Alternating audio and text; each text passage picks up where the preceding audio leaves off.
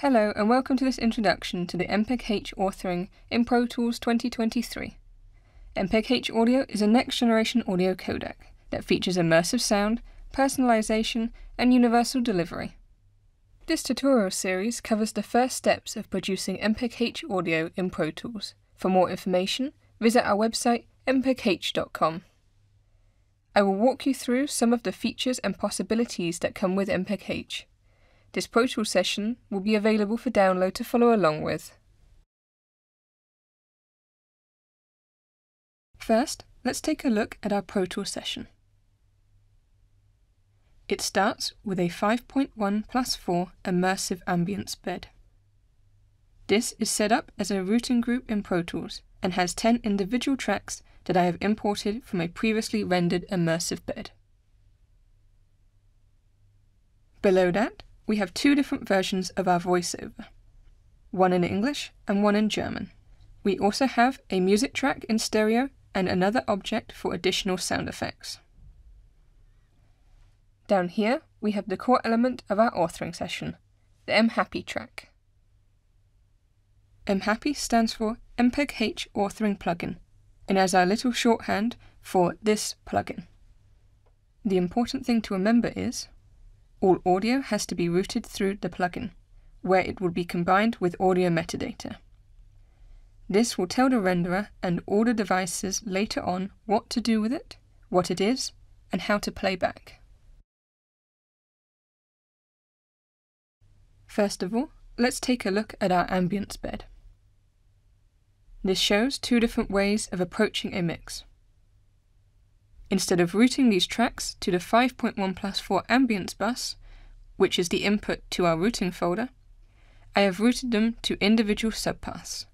For example, the left track goes to the first input.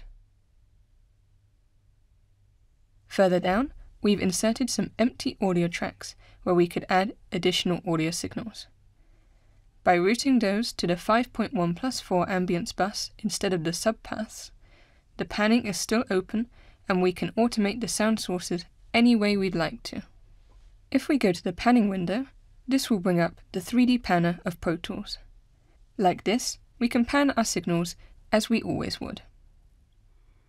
Further down, we have additional tracks, and these can also be routed to specific subpaths of this MHappy bus.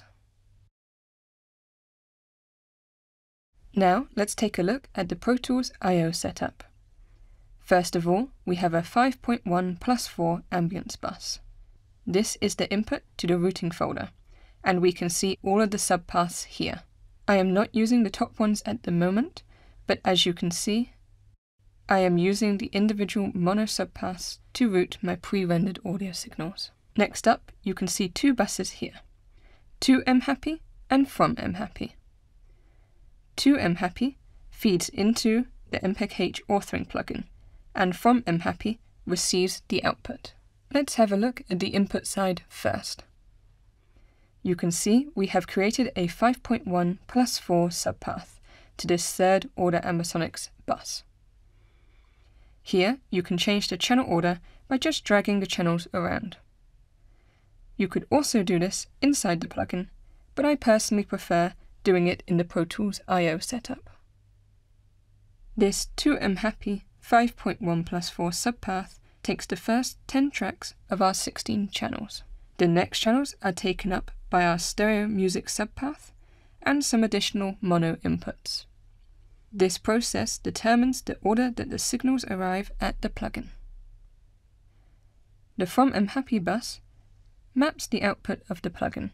To accommodate different output setups, we've added some subpaths here. These make it easy to map to different monitor outputs.